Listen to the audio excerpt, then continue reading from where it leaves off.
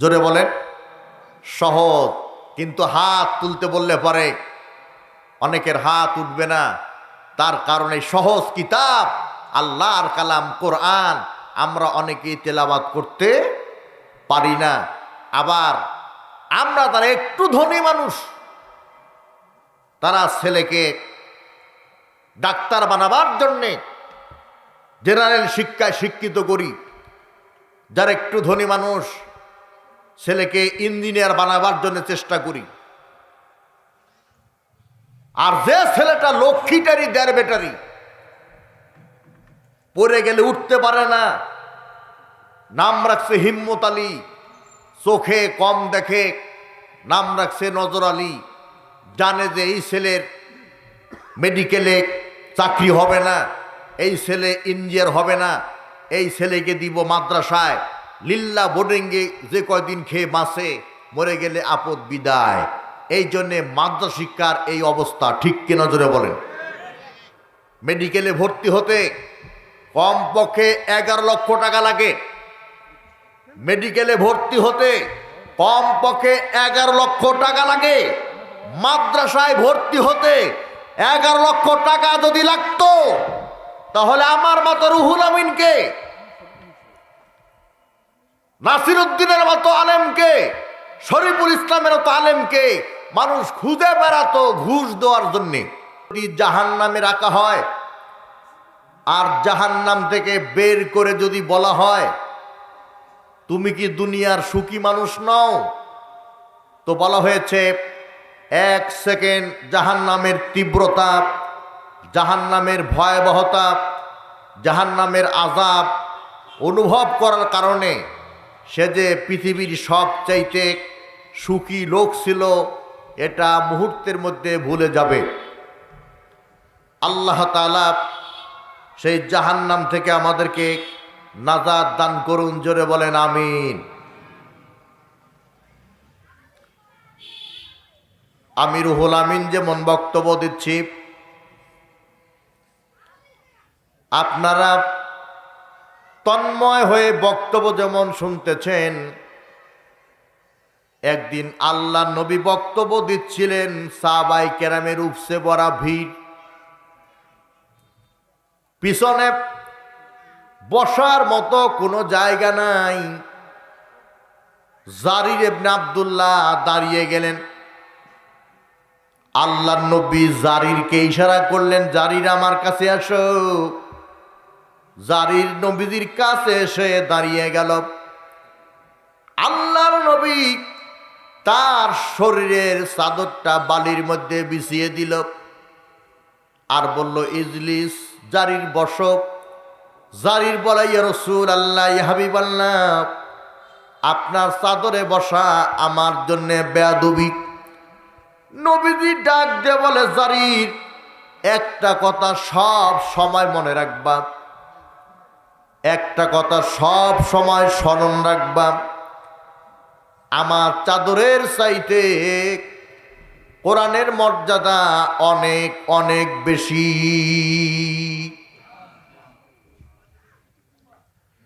জারির বললেন, আকরামাকাল্লাহ কামা আকরামতানি ইয়া রাসূলুল্লাহ, আমার মতো জারিরকে আপনি সম্মান দিলেন, আল্লাহ পাক যেন আপনার সম্মান বাড়িয়ে দেয়। তাহলে কোরআনের মাহফিল আসলে পরে সম্মান বাড়িয়ে দেন কে? ইজ্জত বাড়িয়ে দেন কে? আল্লাহ তাআলা। আমরা যে কোরআনের মাহফিল শুনতে এসেছি, সেই কোরআনের 3টা বৈশিষ্ট্য আল্লাহ রাব্বুল আলামিন সূরা আনআমের 115 নম্বর আয়াতে বলেন, ওয়া তাম্মাত কালিমাতু রাব্বিকা সিদকান ওয়া আদলা লা মুবাদদিলা লিকালিমাতিহি ওয়া হুয়াস সামিউল আলিম।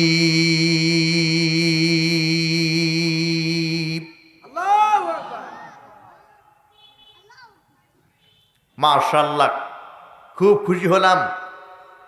আমি বলার আগে আপনার আল্লাহু আকবার বললেন। লিল্লাহি তাকবীর, আল্লাহু আকবার, এটা হচ্ছে মুসলমানদের জাতীয় স্লোগান।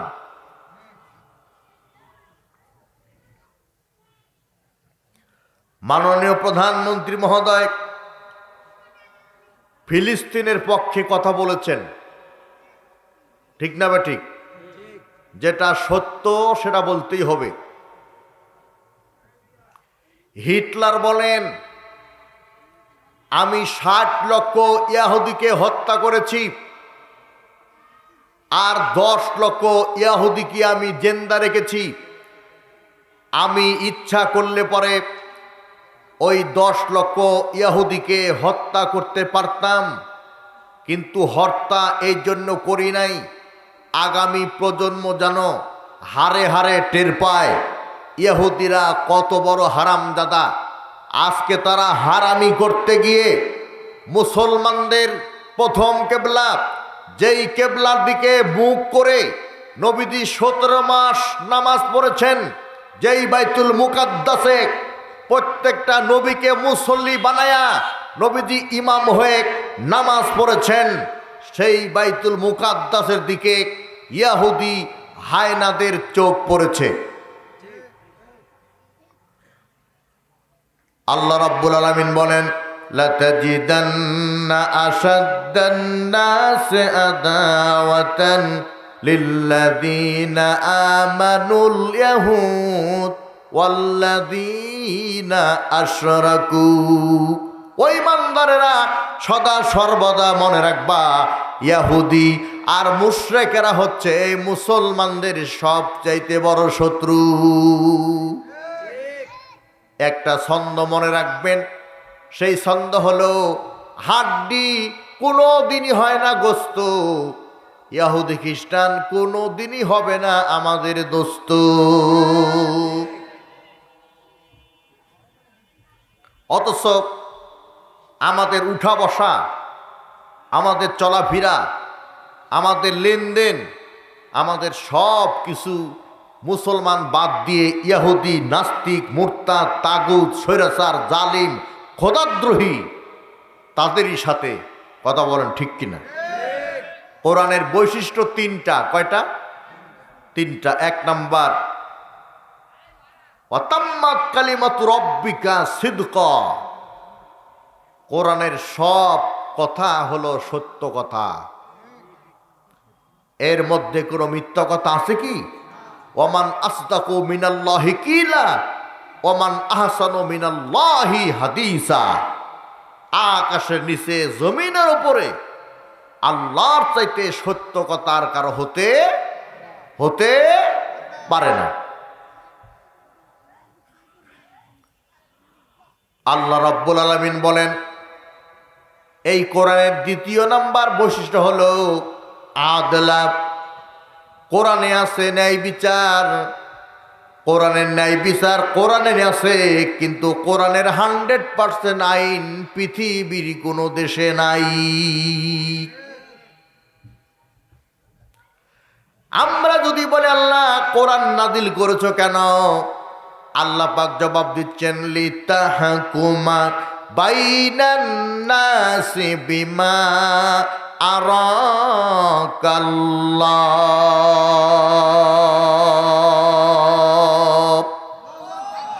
2 হাত উঁচু করেন, টান টান করেন, তাকবীর দিয়ে ফ্রেশ হয়ে যান। বাজারে মেলার লোকেরা যেন মনে করে ও আর শুরু হয়ে গেছে। লিল্লাহে তাকবীর, লিল্লাহে তাকবীর। আল কোরআনের আলো, আজকের মাহফিল সফল হোক, ইনশাল্লাহ সফল হবে। এই ময়দান লোকারণ্য হবে ইনশাল্লাহ। বলেন হ্যাঁ। যারা পরে আসবেন তারা মেহেরবানি করে ওই সাইড দিয়ে এসে এদিকে বসবেন, এদিকে অনেক জায়গা ফাঁকা আছে। 3 নাম্বার বৈশিষ্ট্য হলো লা মুবাদদিলা লিকালিমাতিহি। কোরআনের একটা বাক্যকে পরিবর্তন করা যায় না। জোরে বলেন, যায় নাকি? আল্লাহ বলেন, এই কোরআন থেকে যারা মুখ ফিরে নিবে আমি আল্লাহ তাদের বন্ধু থাকি না, তাদের বন্ধু নিয়োগ দেই শয়তান। সূরা যুখরুফ আয়াত নাম্বার 36। ওয়ামাইয়াশু আন যিকরির রহমান নুকাইয়িদ লাহু শাইতানান ফাহুয়া লাহু করিন। যারা কোরআন থেকে মুখ ফিরিয়ে নেয় আমি আল্লাহ বন্ধু থাকি না, তাদের বন্ধু নিয়োগ দেই শয়তান। শয়তান যা বলে তারা তাই করে, আমি আল্লাহ যা বলি আমার কথা তারা অমান্য করে। কত মুসলমান বাড়ি থেকে বিদায় নিয়ে এসেছে মাহফিলে যাবে বলে, মেলা পর্যন্ত এসে আসা বন্ধ হয়ে গেছে। শেষ পর্যন্ত কোরআনের মাহফিলে আসা হবে কিনা আল্লাহই জানে। যারা নিজে না এসে আরো বন্ধুদেরকে সঙ্গে করে নিয়ে মেলায় চা খাচ্ছেন, তারা আবু জাহেলের কর্মসূচি বাস্তবায়ন করতেছেন। আবু জাহেলের কর্মসূচি কি আল্লাহ জানিয়ে দিলেন সূরা হামিম সেজদার 26 নম্বর আয়াতে। কোরআনে নাই কি সব সমস্যার সমাধান আছে না নাই?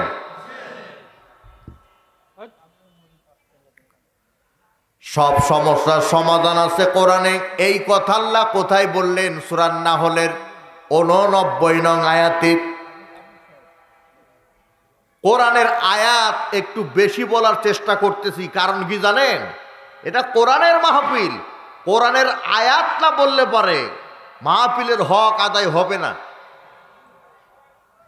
আর কোরআনের আয়াত যে বক্তা বেশি বলে তার চাইতে ভালো ওয়াজ আর কারো হতে পারে না। আমি আজকে নিয়াত করেছি ইনশাআল্লাহ আল্লাহর কালাম কোরআন থেকে, নবীজির সুন্নাহ থেকে আপনাদেরকে হৃদয় বিদারক কিছু কথা বলবো ইনশাআল্লাহ। আল্লাহ তৌফিক দান করুন, জোরে বলেন আমিন।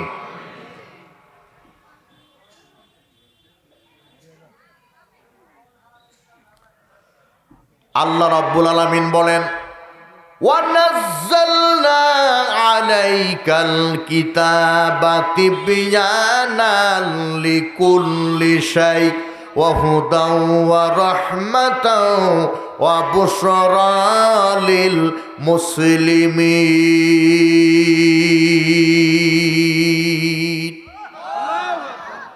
কোরআন শরীফ খারাপ লাগে? এই মসজিদের ইমাম সাহেব হাফেজ আবু তাহের যখন কোরআন তেলাওয়াত লাগে, যখন কোরআন তেলাওয়াত করে তখন একরকম লাগে।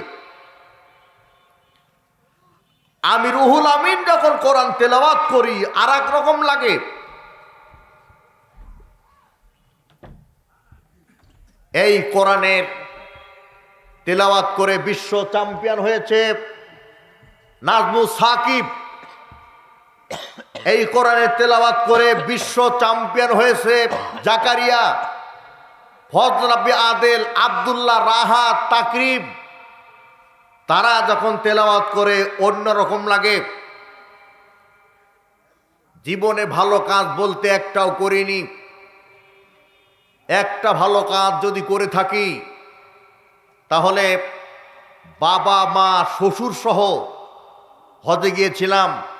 এরকম খোশ নসিব খুব কম লোকেরই ভাগ্যে জোটে, ঠিক কিনা বলেন? তো আমাদের মাঝে আমি আমার বাবাকে হারিয়েছি।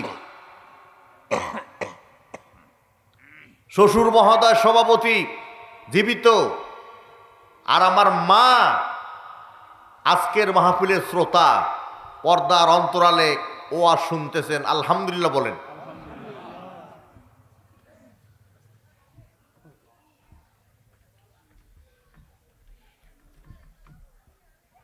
কাবা ঘরে তাওয়াফ করতেছি,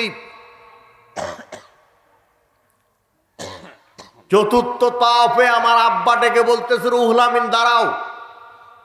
দাঁড়িয়ে গেলাম। আমার আব্বা আমাকে বলতেছে তোমার মা কই? আমি বাম হাত দিয়ে মাকে ধরে রেখেছি, কারণ আমি বাংলাদেশ থেকেই জানতাম হজ করতে গিয়ে কোনো মহিলা যদি হারিয়ে যায় তো বিড়ম্বনার শেষ নাই, লক্ষ লক্ষ মানুষ খুঁজে পাবো কি করি। তাই বললাম আব্বা মা তো আমার কাছে। আমার আব্বা বলতেছিল আমি একটু হাত তুলে আল্লাহর দরবারে মুনাজাত করব, তোমরা দুইজন আমিন আমিন বলবে। আমি মনে করেছিলাম আমার বাবা বোধহয় তার ব্যক্তিগত ব্যাপারে কোনো কিছু আল্লাহর কাছে চাইবে, কিন্তু না, আব্বা দুইটা দোয়া করলেন, দুইটা দোয়াই আমার জন্যে। এক নাম্বার দোয়া হল আল্লাহ আমার রুহুল আমিনকে জগৎ বিখ্যাত আলেম বানিও। দুই নাম্বার, কোরআনের কথা অকপটে বলতে গিয়ে আমার রুহুল আমিন যেন কোনো সমস্যায় না পড়ে। আল্লাহ তুমি হেফাজত করো। আমার বাবার দুইটা দোয়াই কবুল হয়েছে। সারা বাংলাদেশে আমি কোরআনের কথা বলেছি আপনাদের দোয়ার বরকতে। আমার জীবনে প্রথম পোস্টারে নাম উঠে ঘোড়াগাছা উত্তরপাড়া মাহফিলে হাসিম বকাউল সাহেব, তখন মেম্বার, আমাকে দাওয়াত দিয়েছিলেন। জীবনের প্রথম পোস্টারে নাম ওই মাহফিলে।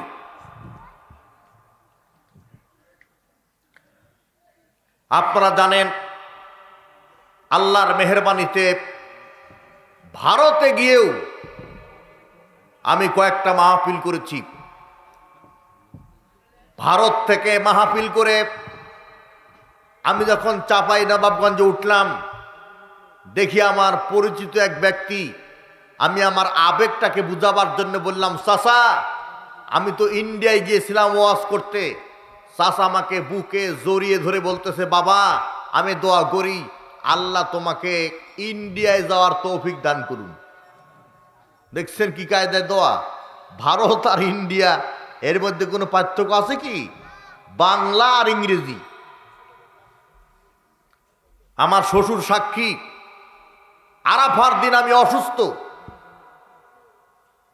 শুয়ে আছি, কোনো কাজ নাই, শুয়ে থাকাই হলো কাজ। আর জোহরের আর আসরের নামাজ একসাথে পড়া, এটা হলো কাজ। নামাজের পরে এলান হলো, এই হাজার হাজার হাদিদের সামনে এখন বক্তব্য দিবেন রুহুল আমিন জিহাদি। আমি আমার অসুস্থ শরীর নিয়ে আরাফার ময়দানে হাজার হাজার হাদিদের সামনে আল্লাহর কালাম কোরআন থেকে বক্তব্য রেখেছি। এই কৃতিত্ব আমার না, এই কৃতিত্ব হলো আল্লাহর কালাম কোরআনের। আপনি যদি হন জিরো, এ কোরআন আপনাকে বানাবে হিরো। ঠিক আছে না নাই? কথা বলছিলাম কোরআনের পরিচয়ের ব্যাপারে। তিবিয়ানাল লিকুল্লি শাই, এমন কোন বিষয় নাই যা আমি আল্লাহ কোরআনে বলে দেই নাই। সব বিষয়ে এ কোরআনে আল্লাহ তাআলা ঘোষণা করে দিয়েছেন। কোরআন হলো হুদা। হুদা মানে সরল পথ, হুদা মানে গ্যারান্টির পথ, হুদা মানে নাজাতের পথ, হুদা মানে কল্যাণের পথ, হুদা মানে আলোকিত পথ, হুদা মানে আলোচিত পথ, হুদা মানে জান্নাতের পথ। হুদা মানেই হলো এই পথ নিরাপদ। এই পথ ছাড়া যত পথ আছে সকল পথে আছে বিপদ। এক শ্রেণীর মারেফতি আলেম ওলামা বলে, না না না, আমাদের কাছে একটা আছে পথ, ওই পথ সবচাইতে নিরাপদ। যদি বলি সে পথের নাম কি, বলে মারেফাত। আমি বলি ওইটা মানুষের ঈমান চুরি করার ফাঁদ। ইসলামকে বাদ দিয়ে, কোরআনকে বাদ দিয়ে মারেফাত হাসিল করা যায় না। কথা বলছিলাম আবু জাহেলের কর্মসূচির ব্যাপারে। আল্লাহ রাব্বুল আলামিন কোরআনুল কারীম সূরা হামিম সিজদার 26 নম্বর আয়াতে বলেন, وقال الذين كفروا لا تسمعوا لهذا القرآن والغوا فيه لعلكم تغلبون।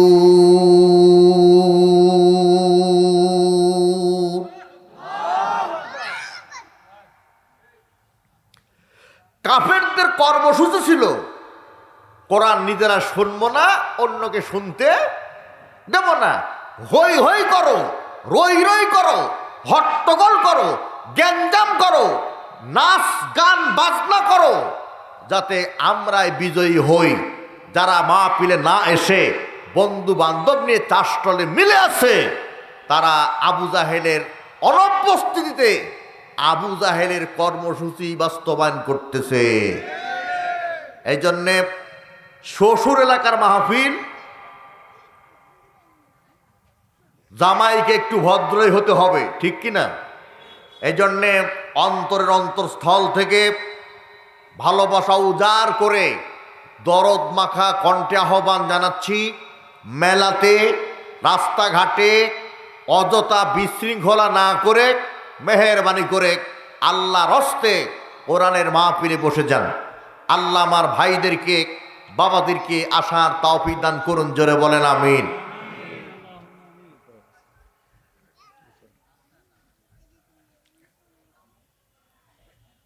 প্রাণ উজাড় করে মাহফিলে বক্তব্য রাখবো ইনশাআল্লাহ। আল্লাহ তৌফিক দান করুন, বলেন আমিন।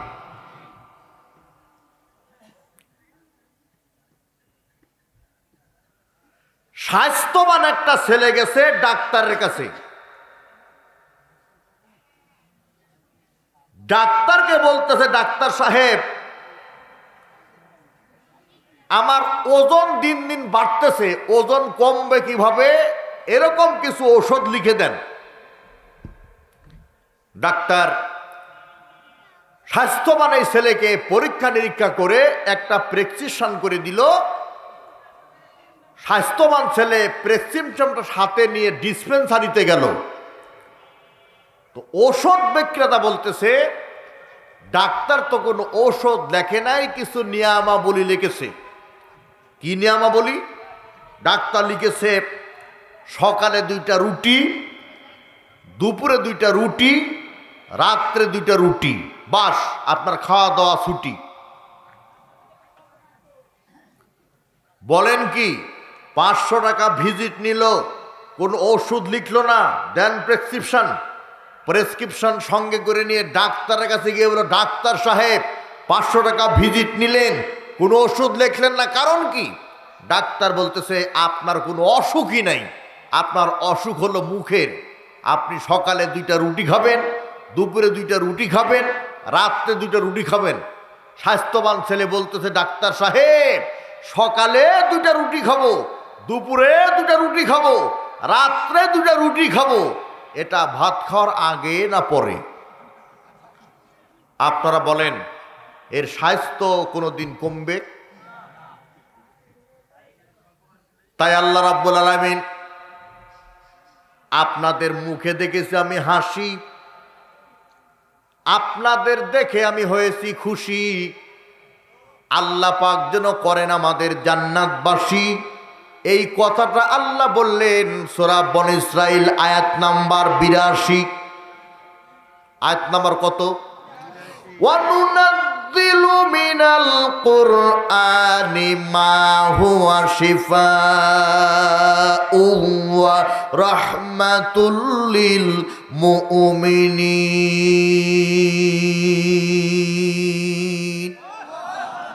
আল্লাহু আকবার, জোরে বলেন লিল্লাহি তাকবীর।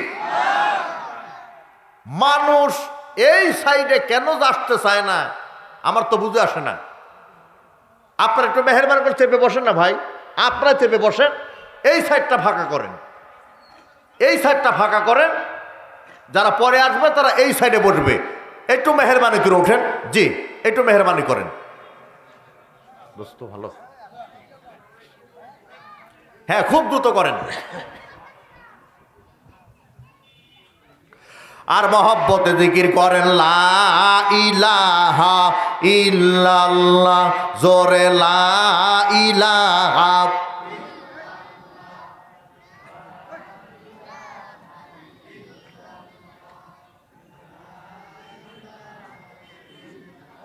হাতে করে হাতেরই কাম, পায়ে করে পায়েরই কাম, জবানেতে রাখিও মুমিন, অন্তরেতে রাখিও মুমিন আল্লাহ তাআলার জাতি নাম লা ইলাহা ইল্লাল্লাহ, লা ইলাহা।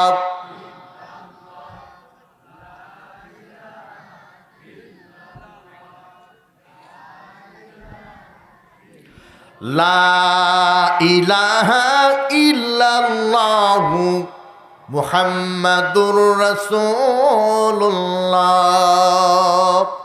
সাল্লাল্লাহু আলাইহি ওয়াসাল্লাম। আল্লাহ বলছেন মানুষের অন্তরে যত ধরনের অসুখ হতে পারে আমি কোরআন নাজিল করেছি সব অসুখের ঔষধ হিসাবে।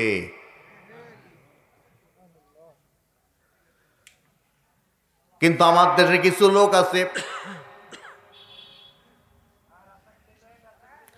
তারা বলে বাবা কোরআনের ধারে কাছে যায় না। আমরা যদি বলি কোরআনের ধারে কাছে কেন যাব না, তো তারা যুক্তি দেখায় কোরআন নাজিল হয়েছে আরবি ভাষায়, তোমরা বাঙালি, কোরআন তেলাওয়াত করতে গেলে ভুল হবে, গুনাহ হবে, তোমার 14 গোষ্ঠী জাহান্নামে যাবে, ইত্যাদি ইত্যাদি কথা বলে কোরআন থেকে আমাদেরকে দূরে রাখে। কারণ তারা ভালো করে জানে এদেশের জনগণ যদি কোরআন বুঝে যায় তাহলে বছরে বছরে ওরসের নামে বাবার দরবারে গরু দূরের কথা, গরুর বীজও নিয়ে আর যাবে না।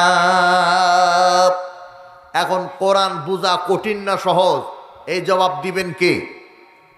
আল্লাহ তাআলা সূরা কমারের 17 নম্বর আয়াতে আল্লাহ তাআলা কোরআনুল কারীমের সূরা কমারের 22 নম্বর আয়াতে আল্লাহ রাব্বুল আলামিন সূরা কমারের 32 নম্বর আয়াতে আল্লাহ তাআলা কোরআনুল কারীম সূরা কমারের 40 নম্বর আয়াতে একই সূরার ভেতরে 4 জায়গায় বলে দিলেন ওয়ালাকাদ ইয়াসসারনাল কুরআনা লিযিকর ফাহাল মিন মুদ্দাকির।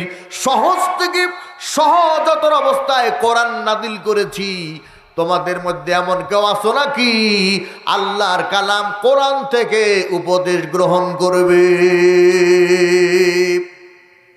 কেউ আছো কি কোরআন থেকে উপদেশ গ্রহণ করবে? তাহলে বোঝা গেল কোরআন বোঝা কঠিন না সহজ? জোরে বলেন সহজ। কিন্তু হাত তুলতে বললে পরে অনেকের হাত উঠবে না, তার কারণে সহজ কিতাব আল্লাহর কালাম কোরআন আমরা অনেকেই তেলাওয়াত করতে পারি না। আবার আমরা তারা একটু ধনী মানুষ, তারা ছেলেকে ডাক্তার বানাবার জন্যে জেনারেল শিক্ষায় শিক্ষিত করি। যারা একটু ধনী মানুষ ছেলেকে ইঞ্জিনিয়ার বানাবার জন্য চেষ্টা করি। আর যে ছেলেটা লক্ষ্মীটারি দেড় বেটারি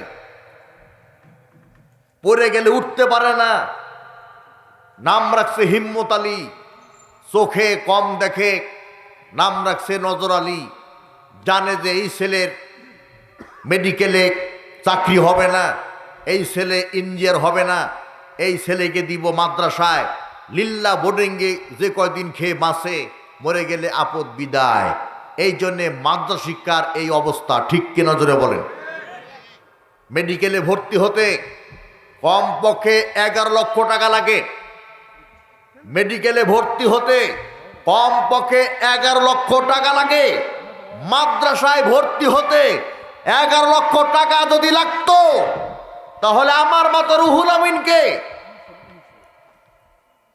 নাসির উদ্দিনের মতো আলেমকে, শরীফুল ইসলামের মতো আলেমকে মানুষ খুঁজে বেড়াতো ঘুষ দেওয়ার জন্যে। ঠিক কিনা জোরে বলেন? বাংলাদেশের ক্রিকেটার ক্রিকেট খেলে বিশ্ব চ্যাম্পিয়ন হতে পারে নাই, বাংলাদেশের ফুটবলার ফুটবল খেলে আজও বিশ্বকাপে চান্স পায় নাই। যেই সৌদি আরবে কোরআন নাজিল হয়েছে, সেই সৌদি আরবের প্রতিযোগিতায় সৌদি আরবকে পিছনে ফেলে বাংলাদেশ থেকে বারবার বিশ্ব চ্যাম্পিয়ন হয়েছে। এটা আমাদের অহংকার, এটা আমাদের গর্বের বিষয়। এই জন্য ঘোড়াগাছা মাদ্রাসায় ছেলেদেরকে দেওয়ার দরকার আছে না নাই? কেন দিবেন? মরে গেলে অন্তত আপনার ছেলে যেন আপনার জানাজা করে, ভাড়াটিয়া কোনো মোল্লা যেন না লাগে। ঠিক না ঠিক? আর লম্বা না করি, ছোট্ট করে একটা কথা বলে দিয়ে আলোচিত আয়াতের দিকে চলে যাই।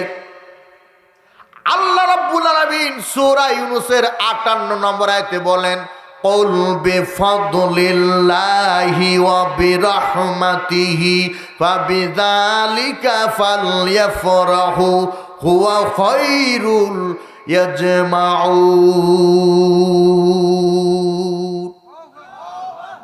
হে নবী, আনন্দ করো, উল্লাস করো, ফুর্তি করো, বিনোদন করো কোরআনের মতো কোরআন পেয়েছো বলে। কারণ পৃথিবীর সব কিছু এক জায়গায় করলেও কোরআনের সমকক্ষ হবে না। চিৎকার দিয়ে বলেন সুবহানাল্লাহ। আমরা সেই কোরআনের মাহফিলে হাজির হয়েছি। এখন সেই কোরআন থেকে আপনাদের সামনে আলোকপাত করব বলে দৃঢ় বিশ্বাস, দৃঢ় প্রত্যয় ব্যক্ত করছি। আমি আপনাদের সামনে মহাগ্রন্থ কোরআনুল কারীম থেকে সূরা নিসা, এখান থেকে ৭৪ নম্বর একটি আয়াত তেলাওয়াত করেছি। কত নম্বর? ৭৪ নম্বর। আল্লাহ পাক বলছেন, আল্লাহ রাব্বুল আলামিন বলেন, ফালিউকাতিল ফি সাবিলিল্লাহিল্লাযীনা ইয়াশরুনাল হায়াতাদ দুনিয়া বিল আখিরাহ ওয়া মান ইউকাতিল ফি সাবিলিল্লাহি ফায়ুকতাল আও ইয়াগলিব ফাসাউফা নু'তিহি আজরান আযীমা। বলেন আল্লাহু আকবার।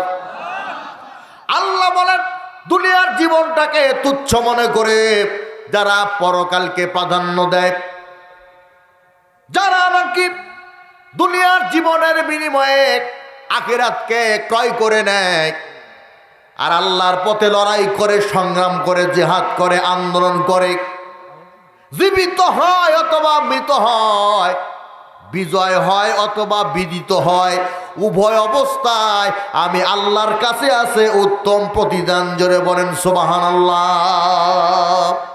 উভয় অবস্থায় প্রতিদান দিবেন কে? জোরে বলেন কে? আল্লাহ। নবী আমার ডাক দিলেন, সাহাবীরা জিহাদের ডাক দিলাম। তবে কথা হলো, জিহাদ মানে মারামারি না, জিহাদ মানে গন্ডগোল না, জিহাদ মানে জঙ্গি না।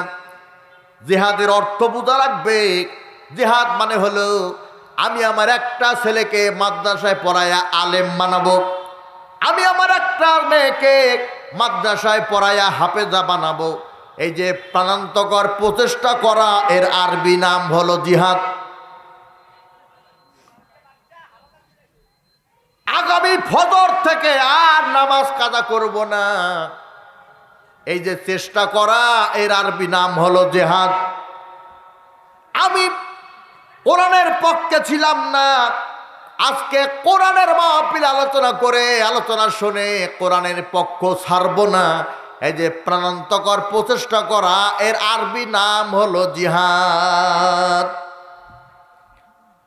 নবী আমার ডাক দিয়ে বললেন, ওই আমর ইবনে জামু, জিহাদে যাবে নাকি? আমর ইবনে জামু হলো প্রতিবন্ধী। আল্লাহ রাব্বুল আলামিন একটা না দুইটা না 13টা পুত্র সন্তান তাকে দিয়েছিলেন। ছেলে দেওয়ার মালিককে, মেয়ে দেওয়ার মালিককে, ছেলে মেয়ে উভয়টা দেওয়ার মালিককে, ছেলে মেয়ে না দেওয়ার মালিককে। আমার নাটোরে বড়াই গ্রামে একটা মেয়ে কন্যা সন্তান প্রসব করেছে, নাম রাখছে ময়না। পুত্র সন্তানের আশায় আবার সন্তান নিয়েছে, আল্লাহ পাক তাকে কন্যা দিয়েছে, নাম রাখছে সায়না। পুত্র সন্তানের আশায় আবার সন্তান নিয়েছে, আল্লাহ তাকে কন্যা দিয়েছে, নাম রাখছে আরনা। ময়না সায়না আরনা, তার ধারণা আল্লাহ বোধহয় পুত্র দিতে পারে না, তাই মাজারে গিয়ে মানত করতেছে আর বলতেছে, একটা পুত্র সন্তান দে রে বাবা, একটা পুত্র সন্তান দে। কামাই খাওয়ার নিয়ত নাই রে, মরে গেলে মাটি দিবে কে? বলেন, বলাই গ্রামের সব মানুষকে একসাথে মারা গেছে, মাজারের বাবা কি কিছু দিতে পারে? মাজারের বাবা যদি কিছু দিতেই পারত, তাহলে শুক্রবারে দেখবেন মাজারের চারপাশে ভাঙ্গা প্লেট নিয়ে ফকিরা বসে গেছে। বাবা যদি কিছু দিতেই পারত, তাহলে পরে ফকিরের ভাঙ্গা প্লেট ভর্তি টাকা দিলে পরে ওই ফকিরের আর ভিক্ষা করা লাগতো না। কুল্লু জাদিদুন লাদিদুন, প্রত্যেক নতুনত্বই হলো মজাদার। মান জাদ্দা ওয়াজাদা, মানুষ যা ইচ্ছা করে তা পেয়ে যায়। এতে গিয়াসউদ্দিন তাহিরি কি দারুণ কণ্ঠ আল্লাহ দিয়েছেন, এলেমও দিয়েছেন, কিন্তু তার শান এখন ডিজে গান হিন্দুদের মন্দিরে পর্যন্ত বাজে। হুতার বিন্দুর মহা সুনিন্দ্রা অল্লং জ্যষ্টং শ্রেষ্ঠং পরণং পূর্ণং য ব্রাহ্মণ মহর্ষক মাসি বাহু রজন্যকৃত অনু ততস্র যতবর্ষ পদ্মাব ক্ষুদ্র অজয়ের সাম্বল গ্রাম মুখ্যস্র মাধব মাসি বিষ্ণু যশা সমতন মাতুরি তন্নি দশত মদবর্তিকা দেবা দয়াক্রান্তের প্রকৃতিতা 26 সত্তা সুখিতা ভবন্ত জগতের সকল প্রাণী সুখী হোক। ওম শান্তি ওম শান্তি ওম শান্তি। তার মানে পুঁটি মাছ অল্প পানি পায়ং ফরফরং। পুঁটি মাছ অল্প পানি পেলে লাফায়, আবার একা একাই মরে পড়ে থাকে। হিন্দু ধর্মের কোনো গুরুত্ব নাই, ওই পুঁটি মাছের মতো ভাল পারা, এর মৃত্যু নির্ধারিত। কিন্তু আমরা তো ইসলাম ধর্মের অনুসারী, যে ইসলাম সম্পর্কে আল্লাহ বলছেন ইন্না দীনা ইনদাল্লাহিল ইসলাম, আমার কাছে একমাত্র কেবলমাত্র শুধুমাত্র গ্রহণযোগ্য মতবাদ, তার নাম হলো ইসলাম। ও মাইয়াবতাগি গায়রাল ইসলামি দীনান ফালা ইউকবালা মিনহু। ইসলাম ছাড়া অন্য কোনো জীবন আদর্শ আমার কাছে গ্রহণযোগ্য হবে না। আল ইয়াউমা আকমালতু লাকুম দীনাকুম ওয়া আতমামতু আলাইকুম নি'মাতি ওয়া রাদিতু লাকুমুল ইসলামা দীনা। আমার কাছে যত নিয়ামত ছিল আমি কোরআন নাজিল করে ফুলফিল করে দিয়েছি, আর ইসলামটাকে জীবন উদ্দেশ্য হিসাবে গ্রহণ করেছি। ইসলাম লিখতে 5টা ইংরেজি অক্ষর লাগে। 1 number I, 2 number S, 3 number L, 4 number A, 5 number M. আইতে আই, এসতে সারেন্ডার, এতে ল, এতে এলতে ল, এতে আল্লাহ, এমতে মুহাম্মদ। অর্থাৎ যে নিজেকে মুসলমান বলে দাবি করবে, আল্লাহ এবং তদীয় রসুলের আইনের কাছে পরিপূর্ণ আত্মসমর্পণ করবে। এই যে গিয়াসউদ্দিন তাহিরি পরিশেষে যে কথাটা বলল, ইমান যা ছিল সব চলে গেল। আমি হক্কানি পীরের বিরোধী নয়, কিন্তু যারা চুলকানি, তাদের মুখোশ জাতির সামনে উন্মোচন না করলে হক্কানি পীরের মূল্যায়ন হবে না। এ দেশ শিরকিয়াতে ভরা ছিল। শাহজালাল ইয়ামিনী, শাহ মাকদুম, রূপোশ, সুলতান বলখি, বায়জিদ বোস্তামি, এই সমস্ত অলি আল্লাহরা এদেশে চাষাবাদ করে শিরকিয়াতে দুর্গে আঘাত করে তাওহীদকে প্রতিষ্ঠা করেছিল। ঠিক না ঠিক? গিয়াসউদ্দিন তাহিরি বললাম, আল্লাহর দন রাসূলকে দিয়া, আল্লাহর দন রাসূলকে দিয়া আল্লাহ গেলেন খালি হইয়া। রাসূলের দন খাতা পাইয়া, রাসূলের দন খাতা পাইয়া বৈশা আছে আজমিরে। কেউ ফেরে না খালি হাতে খাজা বাবা দরবারে। নাউযুবিল্লাহ বলবেন না? যদি খালি একটা বার বলতো কেউ ফেরে না খালি হাতে আল্লাহ তাআলার দরবারে, তাহলে আজহারি তারপরে তাহেরি এদের মর্যাদা বৃদ্ধি করে দিত কে? যারা বলেন কে? সকল ক্ষমতার একচ্ছত্র অধিপতি আমার আল্লাহ। আন্নাল কুওয়াতা লিল্লাহি জামিআ ইন্নাল্লাহা আলা কুল্লি শাইইন কাদির। সুবহানাল্লাহ বলবেন না? তাই আমর ইবনে জামুকে আল্লাহ পাক 13টা পুত্র সন্তান দিয়েছেন। 13 জন পুত্র সন্তান বলতেছে আমি তো যুদ্ধে যাব, শহীদ হব, আমি তো যুদ্ধে যাব, শহীদ হব। আল্লাহ হবেন রাজি, আল্লাহর পথে জীবন দিতে কে কে সঙ্গে যাবি, আমি যুদ্ধে যাব। 13 জন সন্তান যুদ্ধের ময়দানে চলে গেল। স্ত্রী ডাক দে বলতে, স্বামী গো, তুমি প্রতিবন্ধী বলে নবী কি তোমারে সঙ্গে নেয় নাই? স্ত্রী মাঝে মধ্যে এমন কথা বলে যা স্বামীর শরীরে লাগে, আছে না? আমর ইবনে জামু এই কথাটা এমন ভাবে নিয়েছেন, আল্লাহর দরবারে হাত তুলে 2টা মুনাজাত করেছে, আল্লাহ আমি জিহাদের ময়দানে যাব, আমি শহীদ হব। আর 2 নাম্বার, আমার এই খান্নাস স্ত্রীর কাছে আমি যেন আর ফিরে না আসি। ওয়ালা তাকুলু লিমান ইউকতালু ফি সাবিলিল্লাহি আমওয়াত বাল আহইয়া। হায় না, ইহুদিদের বিরুদ্ধে লড়াই করার জন্য বুকের তাজা তৃপ্ত রক্ত রাজপথে ঢেলে দিতে কারা কারা প্রস্তুত? 2 হাত তুলে আল্লাহকে দেখান।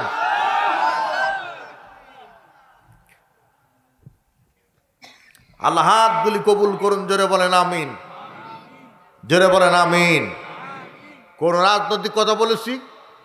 এটা কোন রাজনৈতিক মঞ্চ না, এখানে কোন রাজনৈতিক বক্তব্য হবে না।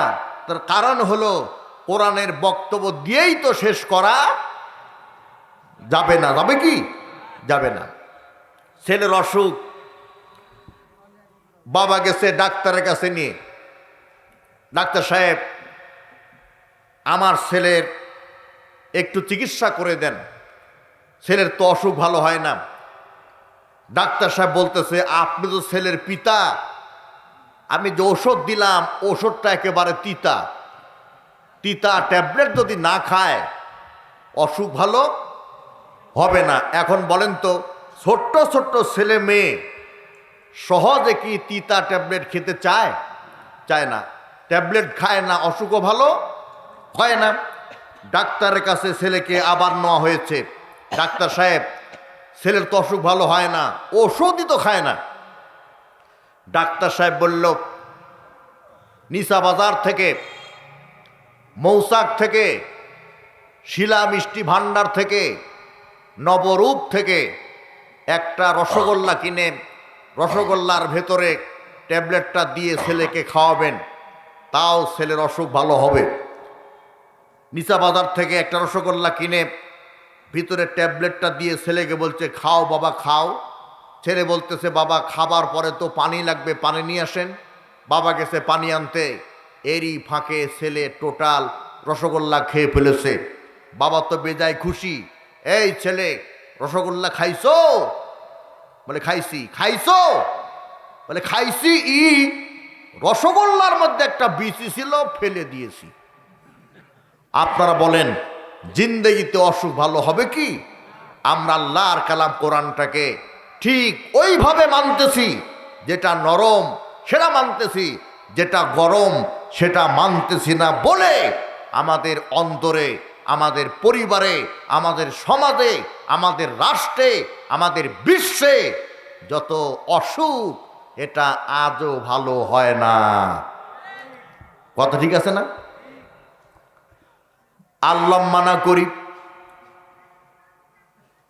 আজকে সন্ধ্যায় হলো আব্দুল্লাহ ইবনে হুযাইফার বিয়ে, আর কাল সকালে হলো হুনাইনের যুদ্ধ। বিয়ে হয়ে গেছে, কবুলও বলেছে, স্ত্রীকে দেখে নাই, বাসরও হয় নাই। এমন অবস্থায় কে যেন একটা চিঠি নিয়া আব্দুল্লাহ ইবনে হুযায়ফার হাতে দিল। আব্দুল্লাহ ইবনে হুযায়ফা চিঠিটা খুলে দেখে, চিঠি লিখেছে স্বয়ং বিশ্বনবী। চিঠির ভাষা হল, আব্দুল্লাহ যেখানেই থাকো মনে রেখো, আগামীকাল সকালে হুনাইনের যুদ্ধ, সেই যুদ্ধে তুমি সেনাপতি। আব্দুল্লাহ মুস্কি মুস্কি হাসতেছে। বরযাত্রীরা বলে, আব্দুল্লাহ হাসো কেন? আব্দুল্লাহ বলে, আমাকে দাও জ্ঞান। বাংলায় অনার্স করেছি, একটা ছন্দের তালে আব্দুল্লাহর কথাটা বলে দেই। আব্দুল্লাহ বলতেছিল, আল্লাহর নবী আমার কাছে লিখেছেন চিঠি, এখন আমাকে বিয়ের অনুষ্ঠান থেকে নিতে হবে ছুটি, এখন আমার ওপরে বড় দায়িত্ব, দিনের ডিউটি, এটা যদি পালন করি আল্লাহ জান্নাতে হুর দিবে, সব হবে বিউটি বিউটি। বরযাত্রীরা বলে, আব্দুল্লাহ বাসর হয় নাই, স্ত্রীকে দেখো নাই, জেহাদে যাওয়ার কোনো কাম নাই। আব্দুল্লাহ কোনো কথা না বলে ঘোড়ার পিঠে সোয়ার হয়ে রওনা দিলেন জেহাদের ময়দানে। ইত্যবসরে ফজরের আজান হয়ে গেল।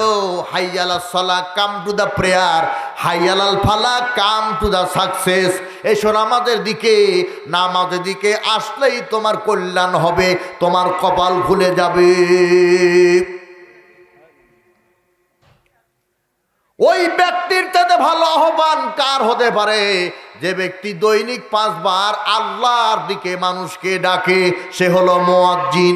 ও মুয়াজ্জিন দেরে আজান, ও মুয়াজ্জিন দেরে আজান, জগৎ জুড়ে মিনার চুরে। হাসরের ময়দানে আল্লাহর ছায়া ব্যতীত যখন অন্য ছায়া থাকবে না, ওই দিন বেলালের হাতে কালেমা খচিত একটা পতাকা থাকবে। আর ওই পতাকা এত বড় হবে, পৃথিবীর সব মুয়াজ্জিনেরা ওই পতাকার তলে আশ্রয় নিবে। জোরে বলেন সুবহানাল্লাহ। ওই লোকের চাইতে ভালো অ্যাকাউন্ট কার হতে পারে? যার অ্যাকাউন্টে দৈনিক 5 ওয়াক্ত নামাজের সওয়াব জমা হয়। এরা হলো মুসল্লি। একটা তথ্য আপনাদেরকে দিয়ে দেই, ইন্দোনেশিয়া থেকে আজান শুরু হয় আল্লাহু আকবার বলে, আর মালদ্বীপে গিয়ে আজান শেষ হয়। এভাবে দিনরাত 24 ঘন্টায় বিশ্বের কোনো না কোনো জায়গায় আল্লাহু আকবার এটা উচ্চারিত হয়, আর এর সংখ্যা হলো 2 কোটিরও বেশি। আব্দুল্লাহ নামাজে গেলেন, সুযোগ যেহেতু পেলাম নামাজের একটা কথা বলে দেই। আল্লাহ বলছেন, ইন্নাস সালাতা তানহা আনিল ফাহশাই ওয়াল মুনকার ওয়ালা যিকরুল্লাহি আকবার। নিশ্চয়ই নামাজ মানুষকে অন্যায়, অত্যাচার, কদাচার, পাবিচার, ব্যভিচার, অশ্লীল বেহায়াপনা, নগ্ন কাজ থেকে বিরত রাখে। নামাজও পড়ি চুরি করি, নামাজও পড়ি ওজনে কম দেই, নামাজও পড়ি খাদ্যে ভেজাল দেই, নামাজও পড়ি সুদের কারবার, নামাজও পড়ি ঘুষের মাস্টার, তাহলে বুঝতে হবে কাঙ্ক্ষিত মানের নামাজ হয় নাই। ইন্নাস সালাতা কানাত আলাল মুমিনিনা কিতাবাম মাওকুতা। আল্লাহ বলে, সময়ের সাথে সামঞ্জস্য রেখে আমি আল্লাহ নামাজটাকে ফরজ করেছি। ফজরের নামাজ জোহরে পড়লে হয় না, জোহরের নামাজ আসরে পড়লে হয় না, আসরের নামাজ মাগরিবে পড়লে হয় না, মাগরিবের নামাজ এশায় পড়লে হয় না। তেমনি নামাজের শিক্ষা হলো 9টায় চাকরি তোমার, 11টায় হাজিরা খাতায় সই করলে বেতন হালাল হবে না।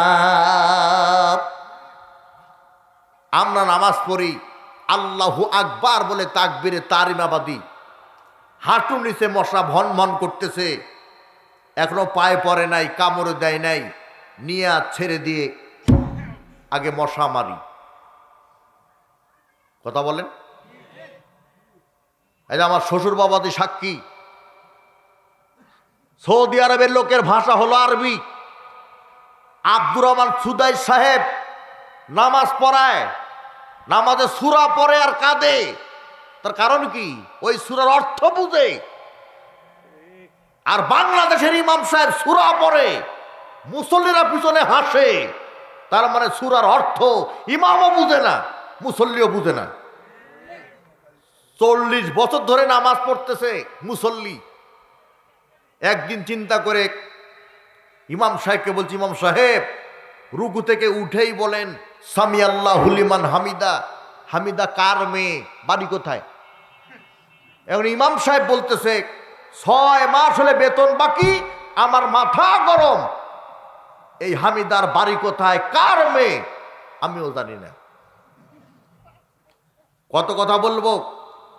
মসজিদ কমিটি মসজিদের টাকা 3 লক্ষ ব্যাংকে রেখেছে, অথচ 1 মাসের বেতন 5,000 টাকা। ইমাম সাহেব এই টাকা নেওয়ার জন্যে ক্যাশিয়ারের পিছনে 15 দিন হলে ঘুরতেছে।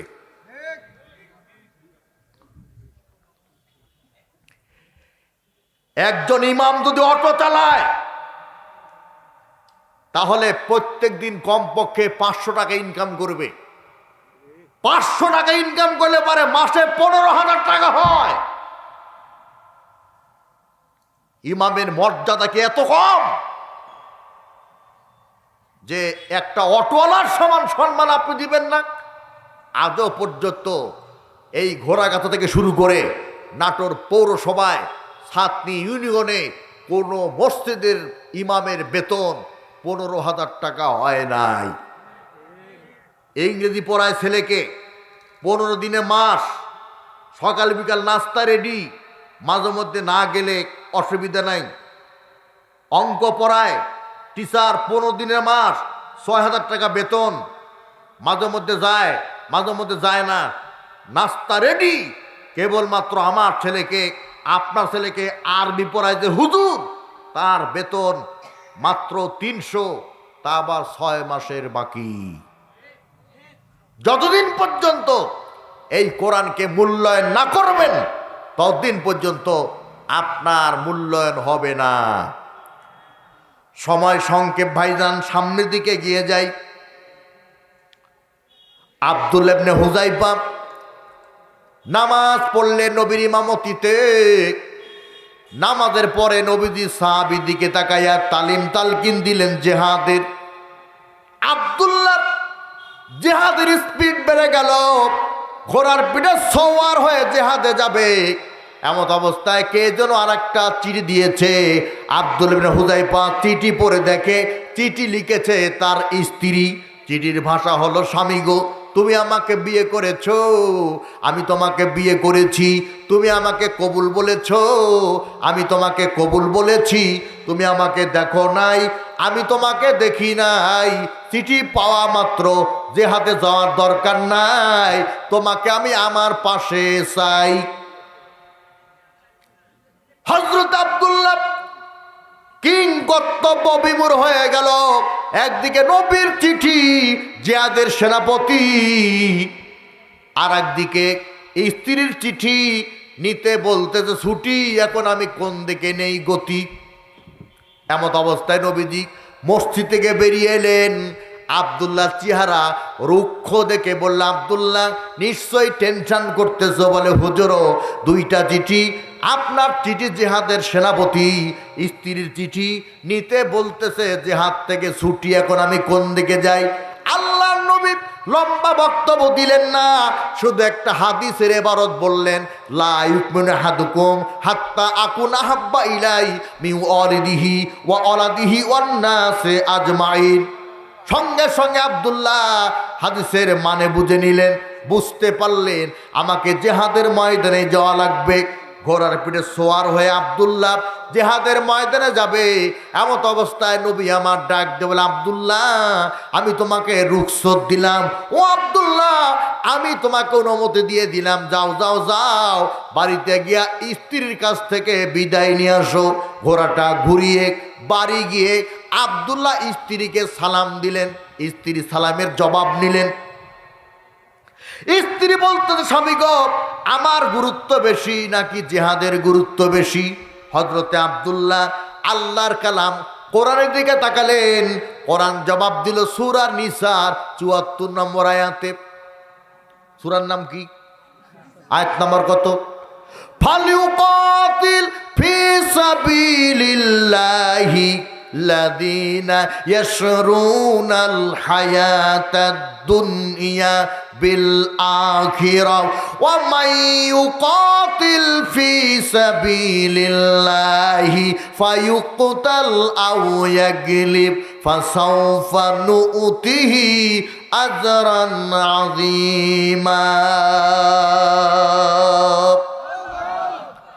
স্ত্রী ডাক দিয়ে বলে, স্বামী গো আমি বুঝতে পেরেছি আমার চাইতে জেহাদের গুরুত্বটাই বেশি, যাও চলে যাও, আমি তোমাকে বাধা দিব না। তবে স্বামী গো আমি তোমার কাছে অনুরোধ করি একটা বার ভিতরে এসো, তুমি আমাকে দেখো আমি তোমাকে দেখি, যেন কালকের কিয়ামতে তোমাকে চিনতে আমার ভুল না হয়। হযরতে আব্দুল্লাহ আল্লাহর কালাম কোরআনের দিকে তাকালেন, কোরআন বলতেছে জুইলানিন্নাস হুব্বুশ শাহাওয়াতি মিনান নিসা, 14টা জিনিস লোভনীয়, তার মধ্যে 1 নাম্বার হলো মহিলা।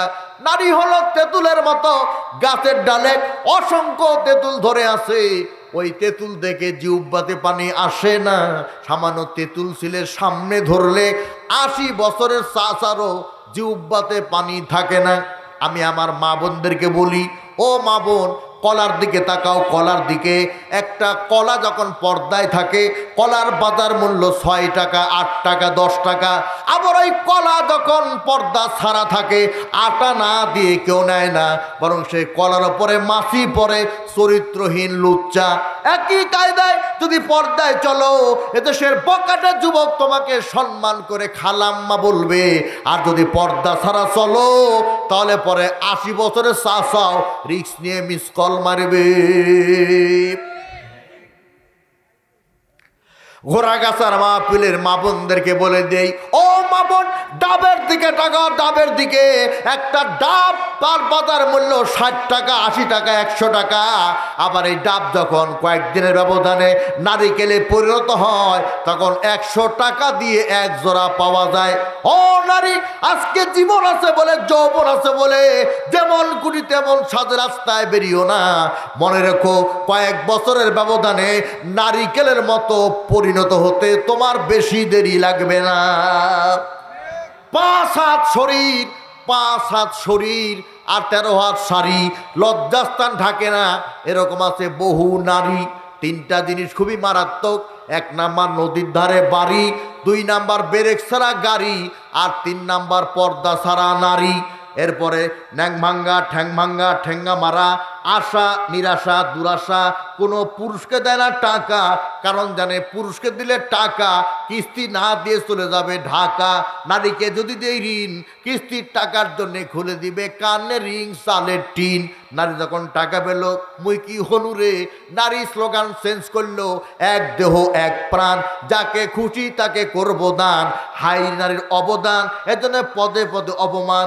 বঙ্গবন্ধুর স্বপ্নের সোনার বাংলাদেশে 6 বছরের শিশু কন্যা থেকে শুরু করে 80 বছরের বৃদ্ধা পর্যন্ত ধর্ষিত হয়।